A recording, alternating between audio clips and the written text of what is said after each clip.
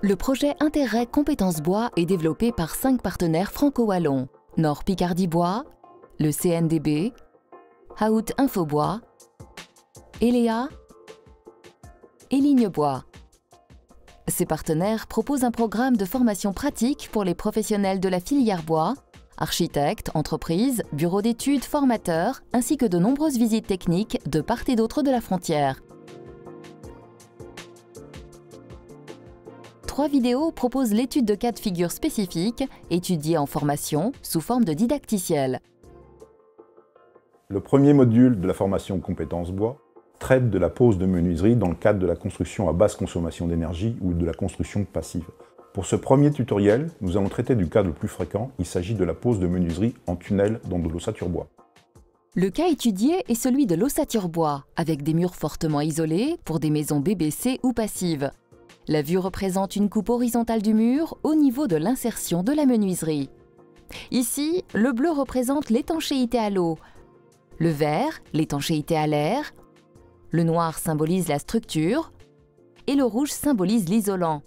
Le type de panneau de fibre de bois isolant mis en œuvre fait office de pare-pluie. Ici est symbolisée la coupe transversale de la menuiserie que l'on vient incorporer dans le mur. On y fixe le précadre en OSB et une latte de réservation pour la plaque de plâtre qui servira de parement intérieur. La menuiserie doit être fixée solidement car elle est relativement lourde. Ensuite, on va réinjecter l'isolant. Le raccord d'étanchéité à l'air sera effectué par une bande adhésive autocollante. On va pouvoir ensuite prévoir une réservation pour les câbleries électriques qui sera assurée par une ossature métallique ou en bois. Cette réservation reprendra la plaque de plaque-au-plâtre, décalée par rapport au panneau OSB qui assurera l'étanchéité à l'air. On assurera très simplement un retour de tableau de finition en ébrasement intérieur, de façon parfaite et très simple. Les câbleries électriques sont ainsi dégagées des freins vapeur et étanchéité à l'air.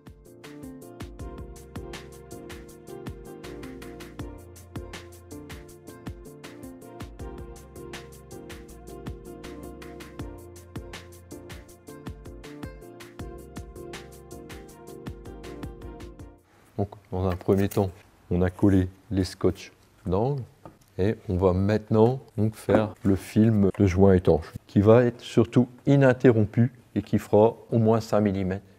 Et puis là maintenant, on va le fixer sur la fenêtre.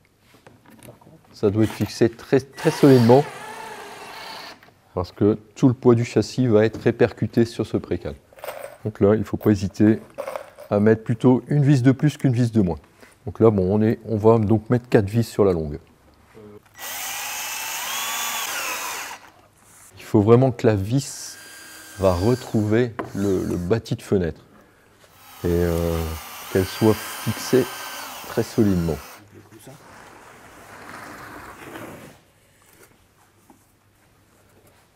Et là, tu dois en repartir un peu dessus. Voilà, c'est bon. On vient de faire notre film qui est en fait une colle spécifique pour l'étanchéité à l'air. Elle va servir au raccordement des freins vapeur. La particularité de cette colle, c'est de ne pas polymériser, donc elle va rester élastique. Bien entendu, le cordon doit être continu, donc c'est bien pour ça qu'on en a remis au-dessus et en dessous du scotch et de façon ininterrompue. Maintenant, on va repositionner notre précade qui assure la liaison des freins vapeur. Et on a vu qu'on a collé un scotch dans les angles, c'est ce qui va pérenniser l'opération. Toute l'astuce consiste à ne pas se mettre de colle sur les doigts. D'autres solutions d'installation existent, notamment les poses en compris bande ou en bande. On a choisi cette solution de pose en précadre, justement pour une facilité d'installation et également avoir une liaison entre les freins vapeur et permettre un raccord des plâtres et des finitions qui soient optimum. Là, il ne va pas être facile à visser, mais c'est bon, vas-y. Et là, on va en refaire un milieu. Ouais. Positionnement des vis, donc ils font au moins 6 de diamètre, donc ça c'est les règles du DTU. Ensuite, au niveau des organes de rotation, au moins tous les 80. En passif, on a des menuiseries qui sont lourdes, on les mettra tous les 70 au moins. On va poser sur un compris-bande.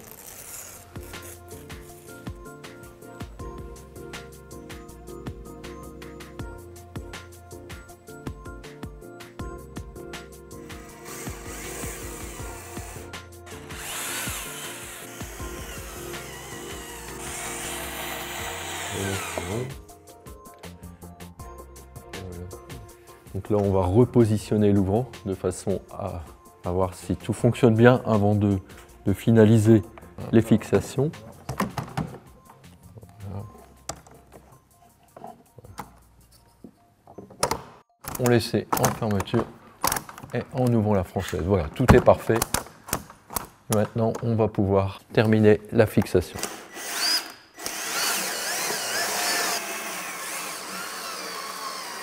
Là, on est en train de mettre l'isolant qui va bourrer le pré-cadre avec la réservation.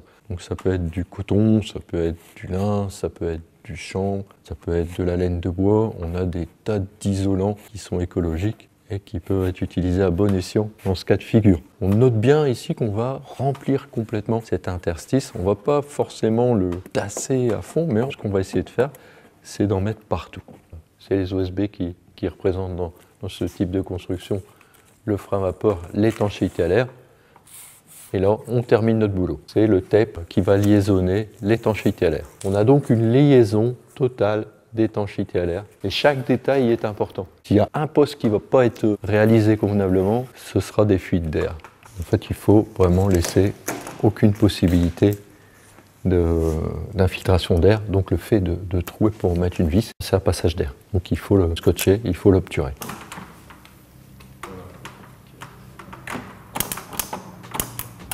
En plus, il fait un beau petit bruit celui-là.